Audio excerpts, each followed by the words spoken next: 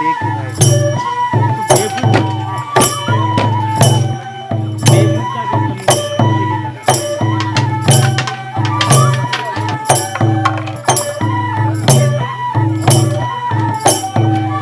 অস্তে অস্তে যেমন এক ফুটা এক ফুটা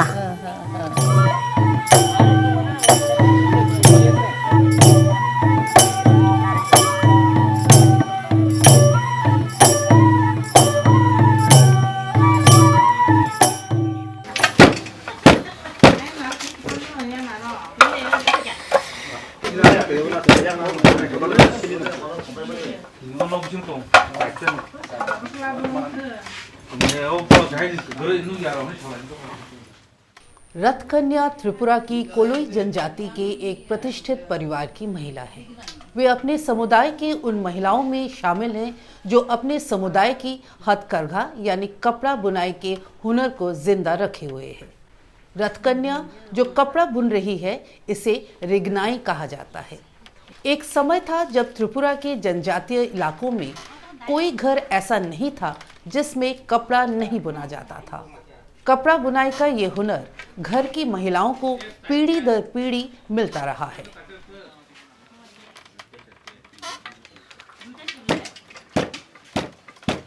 आगे আমরা আমার মা আমারে শিখাইয়া দিয়েছে আগের বুড়ি বুড়ারা এরকম আগে সমাজে আমরা পিসি আর মাসি জেঠিমা তারা সবাই এরকম করে আমরা বানাই এই এরকম ওই নকশাল দিয়া বানাইলে আমরা রিগিনাই তাখমতুই বলে রিগিনাই তাখমতুই বলে তাখমতুই ওই লম্বা লম্বা আছে না ইজাইলে মতাই ওয়াসরে ইজাইলে তাখমতুই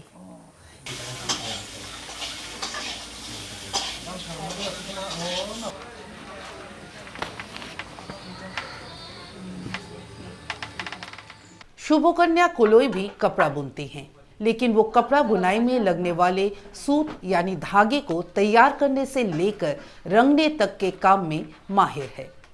आजकल बाजार में हर रंग का सूत मिल जाता है, लेकिन एक समय था जब कोलोई जनजाति के लोग सूत तैयार करने से लेकर रंगाई तक का काम प्राकृतिक और परंपरागत तरीके से करते थे।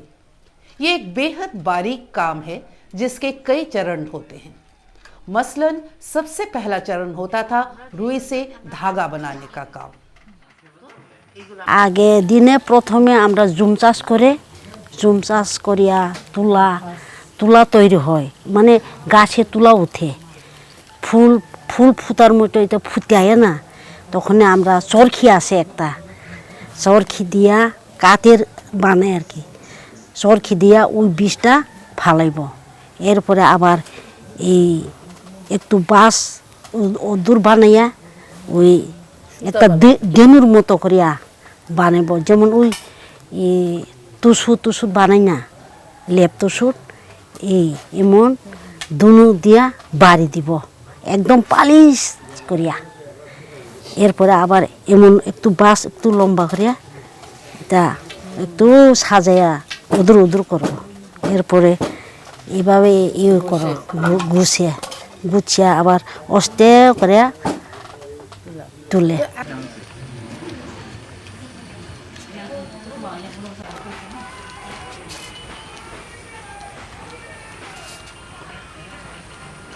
धागे तैयार करने के बाद उनके गोले बनाए जाते हैं। ये काम भी काफी महत्वपूर्ण होता है। किस साइज का कपड़ा बुना जाना है उसी पर निर्भर करता है कि कितना धागा सुलझाकर गोला बनाया जाना जरूरी है। প্রথমে ওই সুতাটা গুলি করে রাখে এরপরে ওই ওয়াসা বাঁখ এটা মাপ করিয়া যেমন আমি একটু বড় আর একটু ছোট এমন মাপ করিয়া পাছড়া বানাই এই কালারের বা অনেক কালার আছে হলুদ আছে লাল আছে বিভিন্ন কালার আর যা আমরা সমাজের পাছড়া বানাই কালার বুঝা लाल आसे कालो आसे सब मिले बानन लगे तो सूत की रंगाई का काम तो और भी बारीकियों से भरा होता था। इस काम में प्राकृतिक रंगों का इस्तेमाल किया जाता है। यहाँ के झूम खेतों में पैदा होने वाली फसलों या जंगल के पेड़ पौधों के फूल पत्तों से रंग तैयार होता था। उसके बाद उसमें सूत को रंगा जाता था। এটা অনেক কষ্ট আছে। ও বাঁশের যেমন এক বছরের বাঁশ এটারে কাটিয়া এই শালি বানাইব, মানে আগুন দিয়া পুড়িয়া শালি বানিয়ে ওইভাবে নানা রকম রং রং তৈরি হয়। এটা ওই বাঁশের এক বছরের বাঁশ, কিন্তু এটা পুরান বাঁশ হইলে ওইটা না। এক বছরের বাঁশরে কাটিয়া একখানো জমাইয়া পুরাইয়া শালি করব, করিয়া এটা চুলা জ্বলাইতো না, একখানো একদম পরিষ্কার জায়গা করিয়া একখানো শালি বানাইব আগুনে পুড়িয়া। এরপরে ওই চাকরি খোক দিয়া অস্তে অস্তে যেমন এক ফুটা নাইলে তো নষ্ট হয়ে যাব, একদম এই তেলের মতো একদম পরিষ্কার জল একটু একটু দিয়া, নাইলে নষ্ট হয়ে যাব, কালারটা নষ্ট হইব, ওই শালি যেমন না পড়ে। এইভাবে বানাইয়া ওই জুমের পাতা দিয়া জল দিয়া প্রায় এক সপ্তাহ খানে ভিজাইয়া একদম নরম করে পচিয়া রাখবো। তখনই ওই আমরা চরখি দিয়ে যে সুতা বানাই এটারে এই ভিজায় রাখবো 2 দিন মতো। এরপরে আবার ওই আমরা যে এই কিটা কাপড় সুপর ঘষা করে না, তখন এইভাবে করিয়া আবার ওই জলে ধোয়াইয়া। एक समय था जब त्रिपुरा के सभी जनजाति की औरतें घर के सबके कपड़े खुद ही बुनती थीं, पर अब समय बदला है। महिलाएं जो ये बुनाई का काम करती हैं वो पढ़ाई लिखाई कर रही हैं और बाहर काम करने भी जाती हैं। उनके पास समय इतनी कम है कि बुनाई अब कम होती जा रही है। फिर भी कुछ घरों में अभी भी औरतें ये बुनाई करती हैं।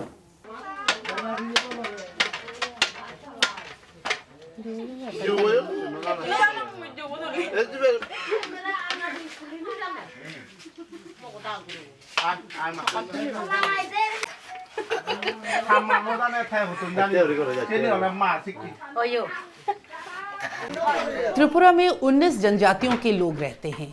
ये सभी समुदाय अपनी संस्कृति और परंपरा पर गर्व करते हैं। इन जनजातियों में जो कपड़ा बुना जाता है उसे रिगनाई और रीशा बोला जाता है। रिगनाई कमर से बांधे जाने वाला कपड़ा होता है, जबकि रीशा बक्श को ढांपने के लिए इस्तेमाल होता है। रीशा को जनजातीय इलाकों में पुरुष गमछे के तौर पर भी इस्तेमाल करते हैं। त्रिपुरा के आदिवासी परिवारों में बुने जाने वाले कपड़ों के रंग चटक होते हैं। इन कपड़ों के डिजाइनों में काफी विविधता मिलती है। यहाँ घर पर बुने गए कपड़ों के रंग और डिजाइन से ये अंदाजा आसानी से लग जाता है कि वो व्यक्ति किस जनजाति से है। मसलन रियांग, जिन्हें ब्रू के नाम से भी जाना जाता है, उनके कपड़ों में सफेद, काला और लाल रंग का इस्तेमाल होता है। মানুষের দেখি বানাতে সময় তো আমি শিখছি আর কি, এরকম করে আমার বুদি বানায় বাড়িতে, বুদিও জানে, তারপর আমিও শিখছি আর কি। তো চাকমাদের মধ্যে কোনো স্পেশাল ডিজাইন আছে? ডিজাইন বলতে আছে, হ্যাঁ। কিরকম হয় এটা? এটা কিরকম করে ডিজাইন তোমরা যারা বানুনি দেয় আর কি, তারা যারা বানুনি দেয় তারা কেমনে বুনবো, কেমনে ডিজাইন করবো হে তারা বুঝাই দিব। তো যারা বানাইব তারা জানে এটা।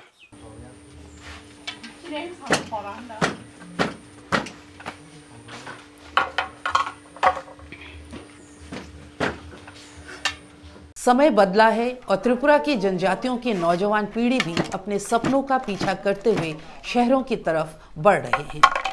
धीरे धीरे इन समुदायों में उन लोगों की कमी हो रही है जो परंपरागत कपड़ा बुनना जानते हैं, लेकिन ये हुनर या कला अभी लुप्त नहीं हुई है, ये जिंदा है। इस कला को सिखाने वाले लोग भी मौजूद हैं। মেয়েরা পরে পড়াশোনা করে, চাকরি করে, সময় নাই, আমরা বুনতে পারে না, মানে ওই ফ্যাক্টরি থেকে আমরা কিনা বাড়িতে ব্যবহার করে। আগের দিনে আমার মা বাজারে একটাও কিনে না, নিজেও সব বানায়। হ্যাঁ, এরপরে ভিজাইয়া, এরপরে করিয়া ধোয়াইয়া শুকাইব, তো তখন একটু রং পাতলা দিয়েও তো করণ যায়, কিন্তু আর একটু রং করলে 2বার 3বারও করে। ওই এই পাতাটা ভিজাইয়া আবার 2-3বার রং করে। তখন আমরা ওই যে পরে না এটা পোশাক, আমরা কই গামজিল বুড়া, আমরা তখন জুম চাষের সময় তৈরি পরে, আবার গড়েও পরে। আমরা শীতের দিনে অন্য বাজারতে আনে না, আমরা নিজে তৈরি করিয়া এই পাশে এমন বুনাইয়া আমরা নিজে গড়ে তৈরি করিয়া পরে।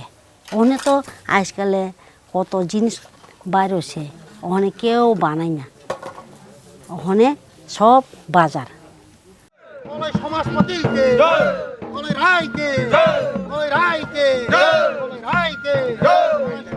त्रिपुरा में आदिवासी समुदायों में होने वाले पर्व त्योहारों में स्त्री पुरुष सभी परंपरागत कपड़ों में नजर आते हैं। पर्व त्योहारों पर परंपरागत कपड़े पहनने की इच्छा त्रिपुरा में हथकरघा को बचाए हुए है, लेकिन क्या ये कला या हुनर लंबे समय तक बच पाएगा? इस बात का भरोसा दिलाने वाला कोई नहीं मिलता है।